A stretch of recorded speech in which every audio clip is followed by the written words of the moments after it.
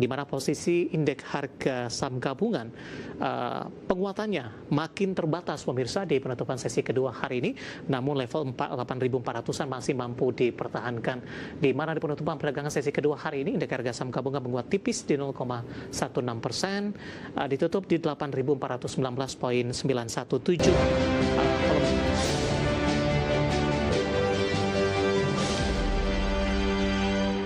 Terima kasih untuk Anda yang masih bergabung bersama dengan kami, dan di segmen ini kita akan review jalannya perdagangan di sepanjang hari ini pemirsa.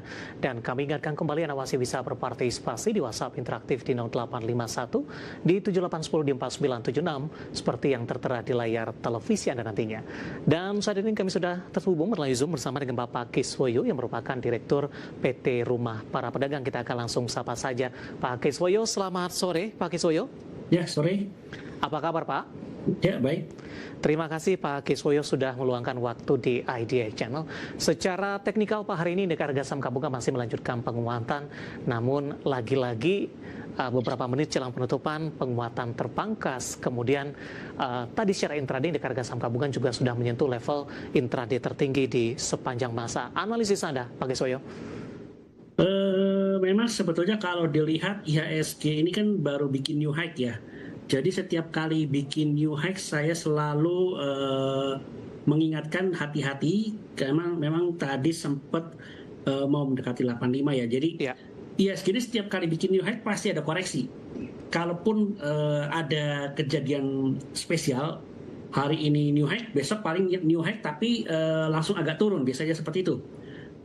Jadi memang jarang ada sampai new high berhari-hari, hari ini new high, besok new high lagi, tidak pernah dalam sejarah IHSG ada seperti itu sih. Ada kasus spesial pun new high lagi, tapi kadang-kadang cuma bikin antena doang, asal lebih tinggi, terus setelah itu tapi closingnya tetap di bawah sih, seperti itu.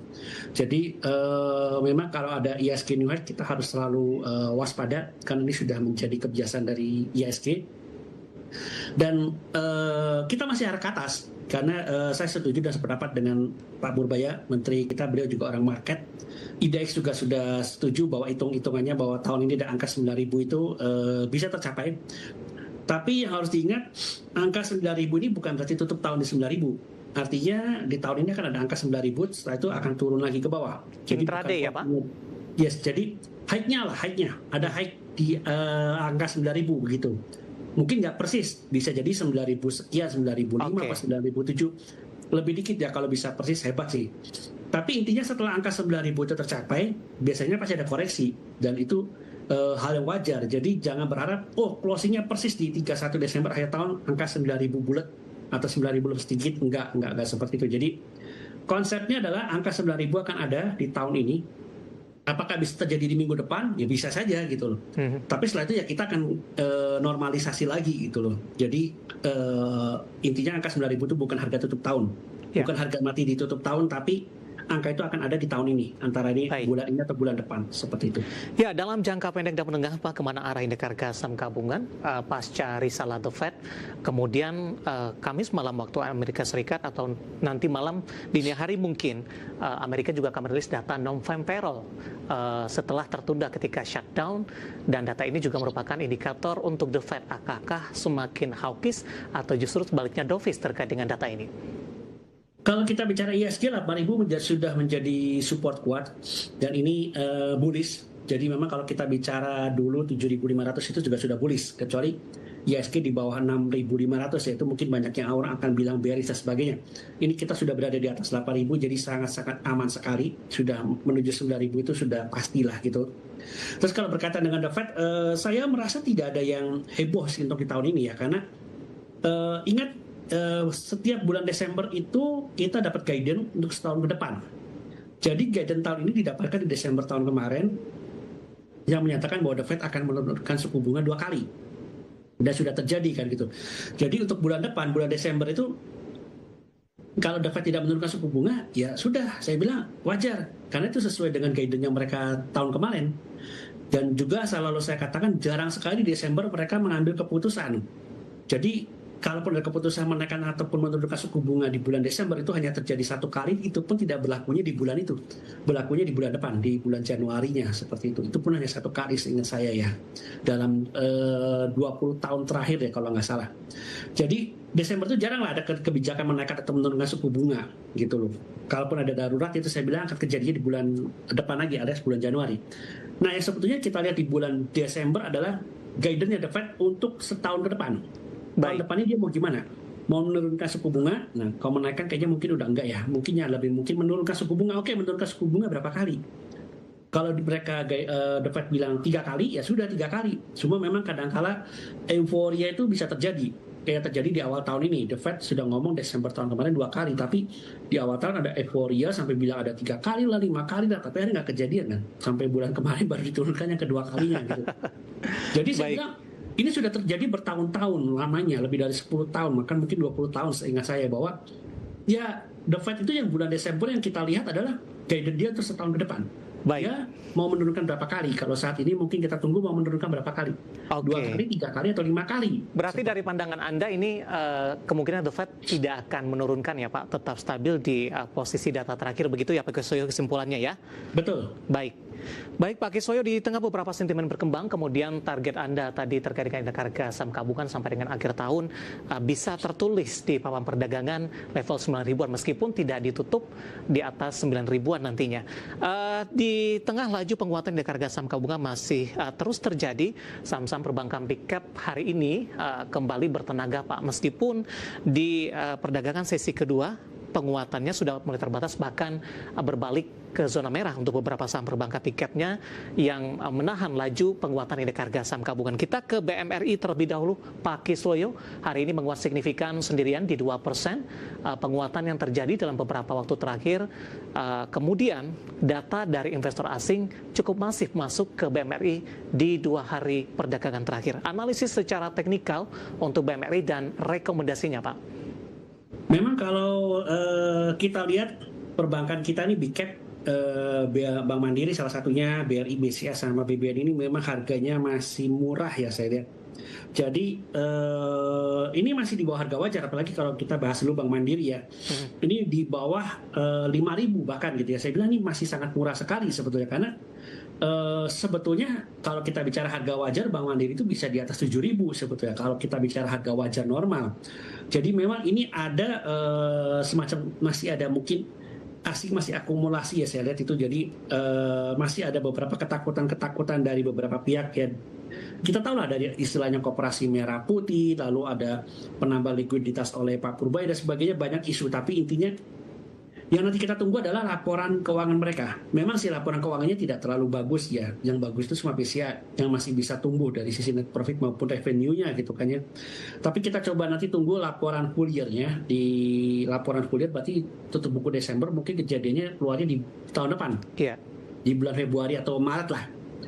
Seperti itu. Apakah beneran turunkah net profit mereka atau revenue turun apa tidak? Seperti itu. Itu yang sebetulnya menjadi guidance. Tapi intinya kalau menurut saya turun tipis ya masih wajar saya bilang, karena sudah normal. Tahun ini ya sudah normal juga, artinya nggak bisa lah kalau berharap net profit bisa naik 20%, 30% tidak bisa gitu loh, karena baik Pak Kisoyo, price-nya sudah terlalu besar saya bilang. Ya, kita boleh langsung ke teknikalnya Pak. Kalau lihat teknikal memang ini ada gap up ya hari ini. Jadi saya bilang memang karena masih murah, saya bilang ini sebetulnya di bawah 5.000 sih.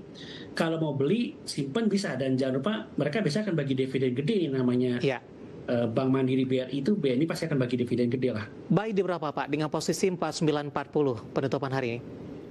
Sebetulnya tadi saya bilang ini kalau kita bicara harga wajar sampai tahun depan bisa sampai ke arah 7.500 sebetulnya. Jadi memang masih sangat besar sih peluangnya.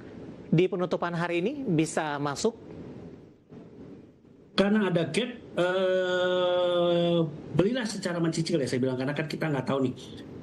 Jadi kalau mau beli di bawah 5.000 sebetulnya masih sangat aman gitu loh. Oke, dengan target Anda tadi ke 7.000-an ya Pak? 7.500 lah sampai tahun depan. Boleh. Dari BMRI kita beralih ke perbankan big cap lainnya Pak. Untuk BBCA hari ini berbalik melemah di 0,59% ke 8425. Intraday hari ini sempat ke 8.600, support dan resisten dan rekomendasinya untuk BBCA. BBCA memang ada resetway, bawahnya ini adalah sekitar area 8.300-an, atasnya ini resetway-nya adalah 8.700. Ini kalau bisa break 9.000 mungkin dia akan menyentuh ke arah 10.000. Jadi Ya. 10.000 itu adalah level resisten dan sekaligus psikologisnya dia lah. Dan semoga tahun ini dia bisa bikin new high baru ya. Artinya ada angka 11.000 lah untuk sebelum akhir tahun ini gitu loh. Jadi Baik. masih ada peluang lah gitu. Oke, range-nya cukup besar yang akan dikejar untuk BBCA ke 11 ribuan. Sebelum kita jeda, singkat saja Pak, bagaimana Anda melihat perilaku dari investor perbankan big cap hanya untuk trading harian saja naik signifikan, kemudian berbalik ke zona merah, kemudian investor masuk kembali. Singkat saja Pak Kuswoyo. Ya memang kalau bicara buat trading itu kan kita harus mencari saham yang liquid, artinya likuiditasnya tinggi dan besar ya. Saham-saham perbankan besar ini memang likuiditasnya sangat tinggi. Artinya kita mau beli uang keluar masuk 10 miliar sampai 100 miliar pun masih aman gitu loh. Jadi dia sangat menarik lah gitu loh. Baik, analisis dari beberapa saham perbankan big cap dan lagi-lagi keputusan investasi tetap ada di tangan pemirsa ITA Channel.